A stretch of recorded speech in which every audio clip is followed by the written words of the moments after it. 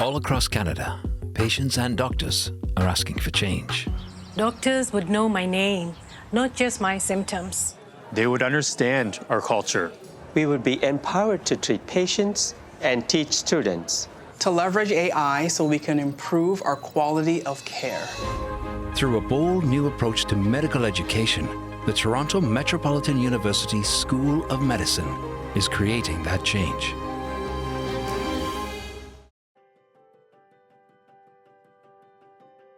Attention hospital HR in Canada. Are you in search of the perfect insurance solution for your part-time and casual employees? Look no further. Meet Healthcare Providers Group Insurance Plan, your go-to option for ensuring the well-being of your team. With healthcare providers, also known as HCP, you're not just providing insurance, you're providing peace of mind. HCP's comprehensive coverage includes medical, dental, and vision benefits designed to keep your part-time employees happy and healthy. There's even a package that includes life, long-term disability, and accidental death, disease, and dismemberment coverage for those who already have other group health and dental coverage. It's time to bridge the gap between full-time and part-time staff benefits. With Healthcare Providers Group Insurance Plan, you can level the playing field and show your commitment to all of your team members. Join the community of over 145 hospital sites who have made the smart choice. Visit healthcareproviders.ca today to discover how HCP can help you support your team in a meaningful way.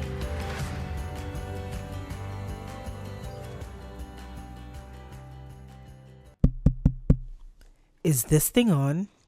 I think they can hear us a bit better now. Do you think they are ready to change the status quo? It's one thing to get them listening, but now let's get them to act. You are now about to witness the strength of nursing knowledge.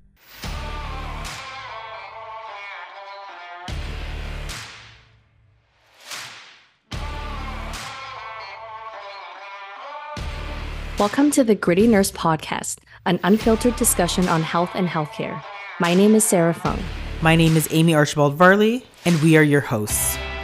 Our Toronto Star and the Globe and Mail national best-selling book is available now. Get your copy of The Wisdom of Nurses today. You can get a book for purchase at any of your local retailers like Indigo or Chapters, or pick up your book online through Amazon or other types of retailers.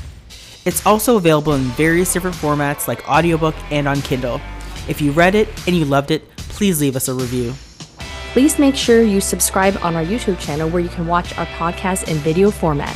Like, share, and leave a review.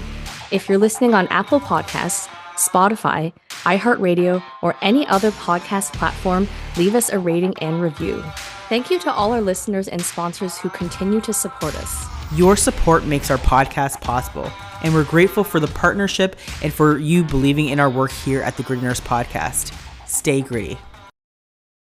Welcome to the Gritty Nurse Podcast. We have an unfiltered discussion related to health and healthcare. My name is Sarah. And my name is Amie. And we are your podcast hosts. So we have a superstar guest with us today.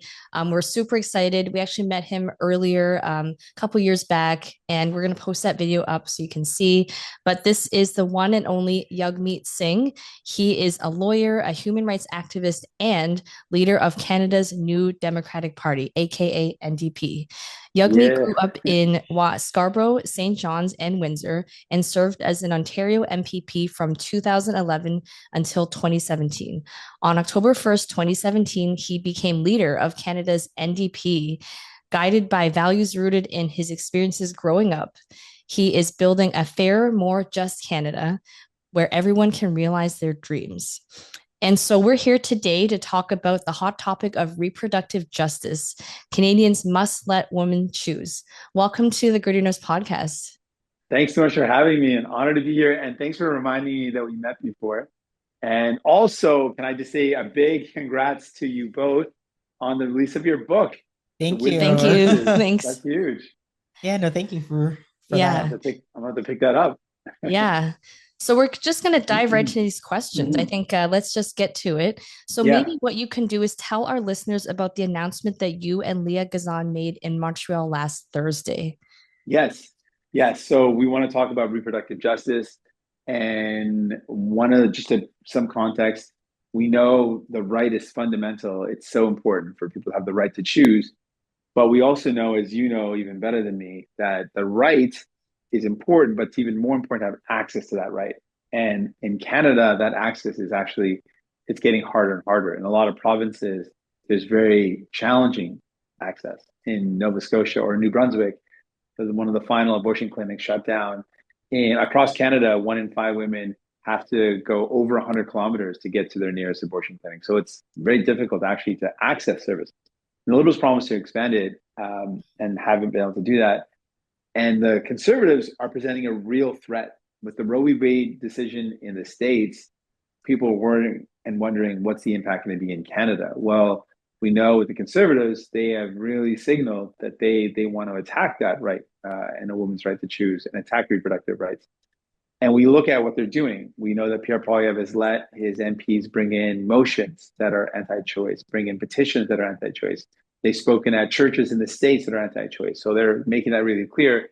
And actually most compelling, I think, is a Quebec documentary maker, Léa Clermont-Dion, did a documentary on the impact of Roe v. Wade potentially on Canada, and interviewed Alan Reyes, who is a former Conservative MP. And he said very clearly that he believes and he sees that the anti-choice folks are calling the shots in the Conservative Party. So Pierre Poilievre might say whatever he wants, the people calling the shots in the party are anti-choice. So it's a real threat. So what our motion is, we are calling on Canada and the Liberal government, the federal government, to immediately take action to improve access. That means enforcing the Canada Health Act. That should have been done. It should never have happened that New Brunswick shut down the final clinic. We could have used the Canada Health Act as a law to enforce that people get access to healthcare and abortion services. That's healthcare. That's in fundamental healthcare for people. So that's our motion, calling for immediate, urgent action to expand access and enforcing the Canada Health Act to ensure that provinces deliver this fundamental right. Yeah, that's so important. I completely stand behind that motion because, again, myself and Sarah, our expertise is in women's health. And the fact that, like you said, we talked about Roe v. Wade and the fact that we're seeing even in the States this erosion of women's rights and the right to choose, and seeing it slowly creep here into Canadian politics is very, very concerning. And again, at the end of the day, we should have the right to choose. It is our bodies, it's our choice. And the fact that, there's a limitation to access is quite concerning. You did mention the anti-choice bills, and I want to get into some of that. So what are some of the anti-choice bills that Pierre Poilievre and his circle of MPs are actually putting forward?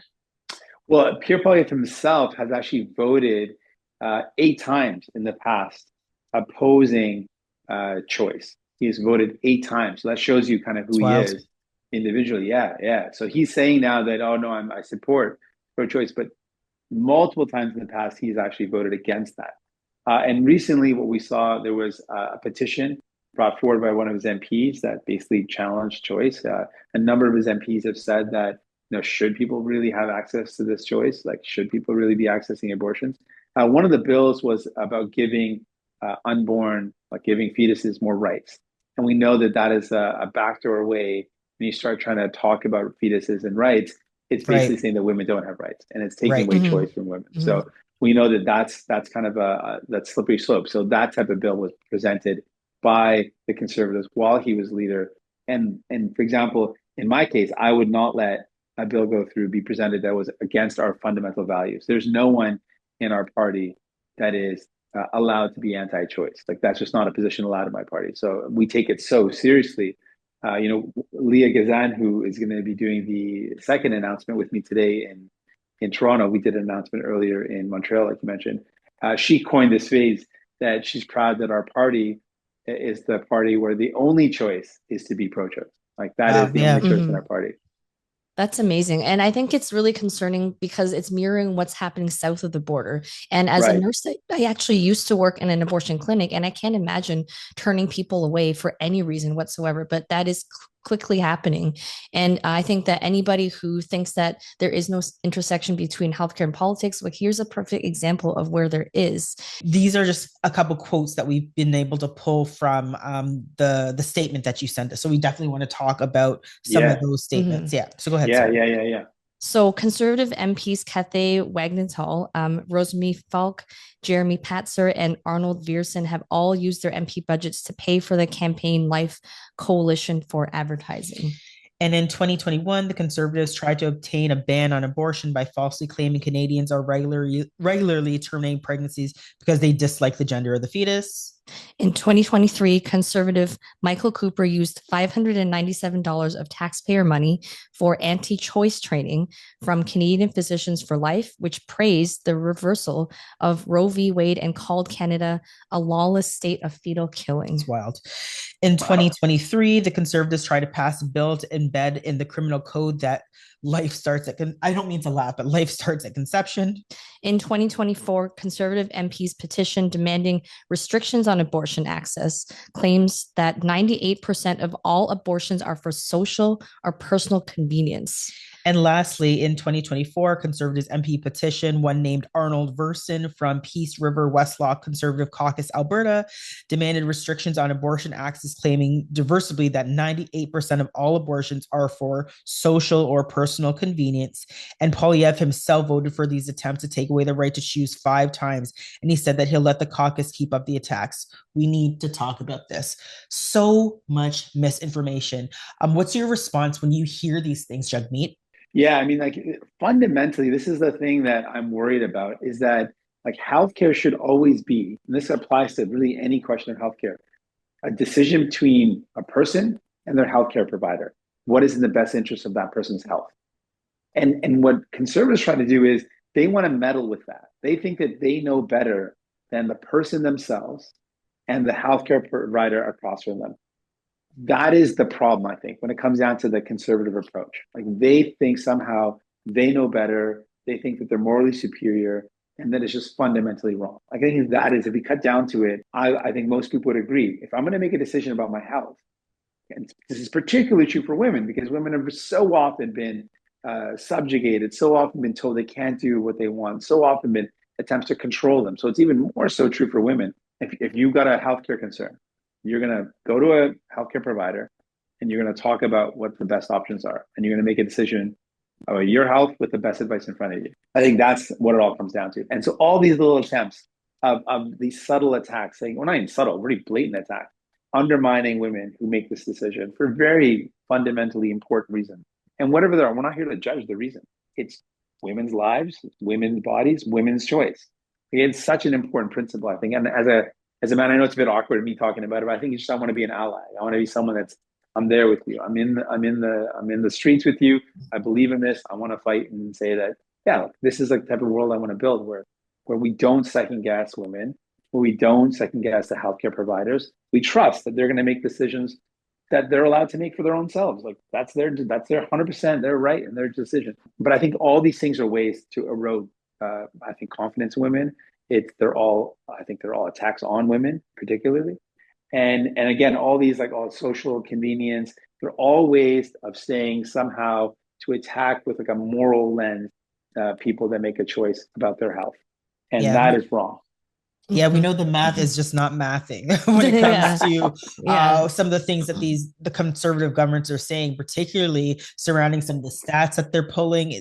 It's just they're literally making things up. And again, we are experts in this field, and it's just like some of the things that they're saying is just so outrageous. But the fear is people are believing this misinformation. They don't know where to turn to get accurate information, and they're relying, unfortunately, on the governments to tell and speak the truth. Mm-hmm. And I can tell you, there's so many lies that we're hearing from that side of the government that it's really that I feel that government should be in shambles. But I mean, it's concerning where people feel that these things are true. And in fact, I just want our listeners to know a lot of these stats that these folks are saying in relation to abortion are fundamentally not true. Right. And I think you touch on an important point, which is that we want anybody who feels they can advocate for these rights to speak up. You do not have to be a woman or identify as a woman. We're really glad that you're using your platform to speak up because we really need the support. We need as much support as we can possibly get. A lot of women who have been affected by this are marginalized and they don't have the voice. They don't have the platform. So it's our responsibility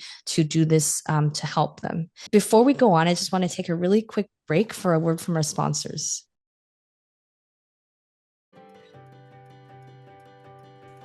Attention hospital employees and retirees in Canada.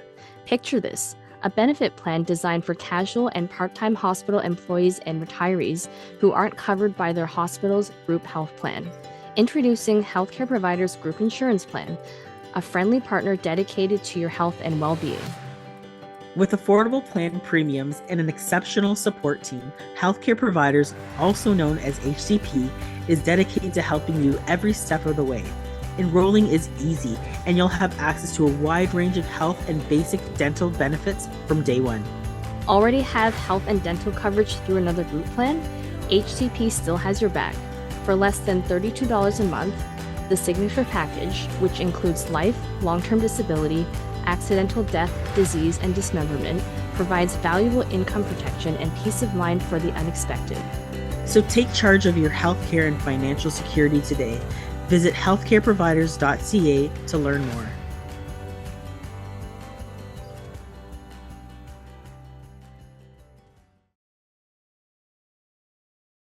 And we're back. You want to take the next question, or? Sure. Okay. One of the things that you mentioned, Jagmeet, was access to care, and that there's a lack of access across the provinces. And we're seeing that, various provinces don't even have access. Abortion clinics have shut down. You mentioned that you're making a call. Is there anything that we can do to help further support, or our listeners can do to further support or bring attention to the fact that there are more barriers in access? And we know, like Sarah mentioned, that harms befall people who, are racialized, Indigenous, folks that are precariously housed. How can we use our voices to raise awareness in relation to what's happening? Well, first of all, the fact that you have this podcast itself is amazing. You got healthcare providers, nurses, experts in women's health issues talking about these points. I think that's already amazing. Letting folks know how important this right is. 1 in 3 women in their lifetime will access abortion services. I mean, it's a very significant thing. So sometimes people think, oh, that's not me. And a lot of women have to make this choice, and we need to make sure it's as easy as possible for people. There's no barriers.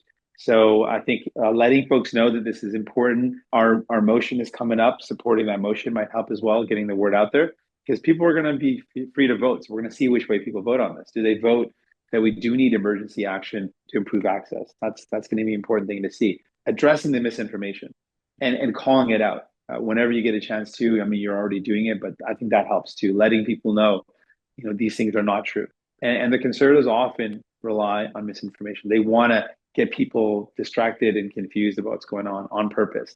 So they'll lean into that. The Republicans did that in the States, and so you're going to see that again. I think a really final important piece would be reminding people about how vulnerable our rights are. We can't take our rights for granted. In the States, no one thought Roe v. Wade would be overturned. They thought that was rock solid, and now it happened. And it shows that when we have a right, we've got to fight to keep it. It's not something that just stays on its own. So making sure we inspire another generation of folks that come together and say, hey, we got to make sure we've got a healthcare system that's there for people, that is not going to be influenced by arbitrary moral lenses that people try to impose on people. But it's about best care for the patient and best advice from the provider. Just coming down to that type of principle of care, that it's about the patient and the provider and getting the best care. Like really trying to cut out the noise that sometimes the right wing wants to bring in. That's not what care should be about. It shouldn't be about your opinion on my healthcare. It should be on what's the best care for me. Right. And I think that's the question. I think that often is like, why would you think? Like, I always think of the arrogance of some right wing folks to think you somehow think you know better than a woman about what she should do with her own body. Like, where did that arrogance even come from? But calling it arrogance and calling it out, I think, is important. Absolutely. I think that makes a lot of sense. We also wanted to touch on something that you did recently, was that you chose to bring this motion to the House on an opposition day. So just wondering what specific outcomes you were hoping to achieve. Yeah, that's exactly how we're doing it. So we presented that we'll be doing this, and there were each party has a day where they can choose a certain topic and they can put a vote in front of the House on it. So those are called opposition days. And for us, we're choosing this. This is the day. This is the issue that we're choosing. I saw this. There's a documentary that I mentioned that really kind of inspired me as well. The fact that there is a lot of worry about what goes on in the States. The elections coming up. People are worried about when things happen there. Are they going to happen here as well? Well, when we know there's a big movement of folks that are pushing for more and more anti-choice to happen in Canada. And so just identifying that as a real threat and seeing the recent decisions that the Conservatives taken, the things that they've said, all that got me my team to say, you know, we've got to take a really strong stance and let people know we got their back. We're going to fight back against the Conservatives. We're not going to let them take your rights away. We're going to fight. And I think it's important for folks to know sometimes it feels a little discouraging. You see all these negative things going on and you feel a little let down. And I wanted to give people some hope, like, no, we can actually come together, we can organize, we can fight back, and we can win. And so I want to give folks that little boost of hope that we can do big things when we come together. And this is about protecting the rights of women, protecting women, and we got to do that. Yeah, I like the message of, we're trying to, bring people together, that message of hope, that message of community saying that, if we come together, we can make change. So I know we're running out of time. So the last question is actually going to be surrounding the conversation about how men can contribute. So you did already mention it, that you're an ally.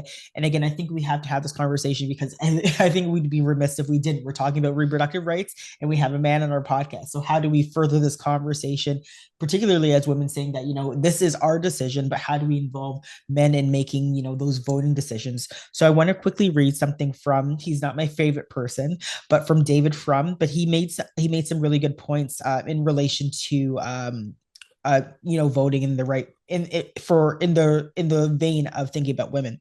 So he said on Twitter, I dropped my ballot in the mailbox today. It was my signature on the form, but it was my daughter's vote that I placed inside the envelope. My original post didn't reference abortion at all. I was particularly thinking about abortion when I cast my vote on my daughter, as my daughter would have wished. I was thinking rather of the grim, resentful drive to police and control women that seems to animate Trump and Vance. When I scroll through the other comments, I'm struck by the assumption that the country is crowded with women who want to kill children, and therefore men must save those children by policing their mothers. With my own 3 children, by the time I noticed that they were sneezing, their mother had already wiped their nose. I thought about them every hour. She thought about them every minute. And so this was almost the same with my mother. What an arrogance to imagine that you, as a male voter, care more for a woman's pregnancy and a child than she does. It would rip the breath from your body to feel the way that she does. But unfortunately, the mood that inspires the urge to control is not arrogance. It is also anger. Many men feel ill-used by the women in their lives. These feelings may even be partially justified in particular cases. Women are people too, crammed like men with human faults. But when such merely personal resentment flow into politics, it's visibly right. You also think that you're talking about the children my daughter would have never had, but the whole world can see that you're talking about your ex-wife, your ex-girlfriend, your estranged daughter, or your resented mother. It's not a good look. It's not a good way to live. And lastly, in the last moments, he says, when voters like me say I'm voting for my daughter's freedom, we're not thinking of abortion rights exactly, but we're thinking about the lust to control what we see burning in the eyes of some men. We are voting to protect our daughters from that and our granddaughters from that. So last words to you, Jagmeet. What do you say to that? I think it's it's an important thing of like solidarity that we may not know. Like, I'm never going to know the struggles that women go through. I'm never going to fully appreciate it, but I can say that I want it. I want to appreciate it, and I want to take the time and effort to try to understand it. And as an ally, I'm never going to be the voice. Like women are going to be their own voice. I want to amplify that voice, though. I want to take the voices that I'm hearing, and with the platform I have, and amplify. So I'm not going to be someone else's voice. They got a powerful voice. Women got a powerful voice. But I have a platform, and I'm going to amplify that voice. So I'm going to take the message I'm hearing, turn up the volume on my speakers, and let that blast out. So that's what I want to be. I want to be an amplifier, and I want to support. And that's my role as an ally, I think. And what we're up against, I mean, a lot of really powerful imagery was described there. I'm a proud dad of 2 daughters, and I really want to make sure that my kiddos have a better world. Like, I leave it better than I found it. And a part of that is making sure that women are empowered and supported, and we have their backs. And like, I want to have my daughter's backs. I want them to know that their pops was there for them and supported them. And so in many ways, but this is one of the ways and for me, it really matters. Like, giving someone power is how you respect someone, not taking their power away. Giving someone power and amplifying their power, and not even giving them power, letting their own power shine. Like, they already have the powers, letting it shine instead of trying to take it away from them. That's where I come from. I come from that belief that I want to be amplifying their power and letting the light that they already have, letting that shine and not trying to dim it, not trying to block it. And I think that's, I guess, philosophically what I feel happens when people try to control women's bodies or control women's destinies. It's about dimming their light. And I don't want that to happen. That's really powerful. That's really powerful. We totally agree. And we want to thank you for coming onto the Gritty Nurse podcast. This has been really enlightening. I'm sure we could go on for hours, but unfortunately, due to the interest of time, we do have to end it. But could you let our listeners know how they can best find you or engage with you? Yeah, please. I'm on all socials. So you can hit me. It's my name, Jagmeet Singh, on most platforms. I think on X, it's the Jagmeet Singh on Twitter. So yeah, hit me up on social media.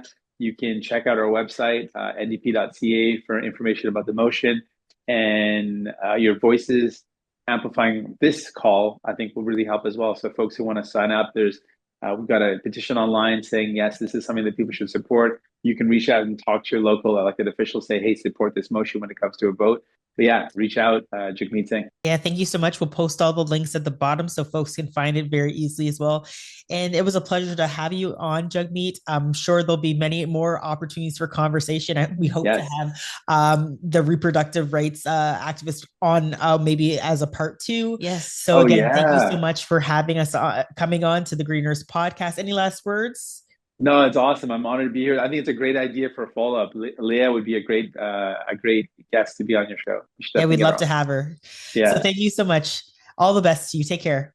Thanks so much. Take care. Thank you for listening to the Gritty Nurse podcast. If you have any suggestions or want to hear a specific topic, email us at grittynurses@gmail.com. That's grittynurses@gmail.com. We are also speakers and authors available for engagements related to advocacy, nursing, mental health, and health policy. Please connect with us. We want to take a moment to express our deepest gratitude to our incredible sponsors. Their generous support has been instrumental in making our podcast a reality. Thanks to their belief in our mission, we're able to bring you engaging content and connect with our amazing community. We're truly grateful for your partnership. Thank you.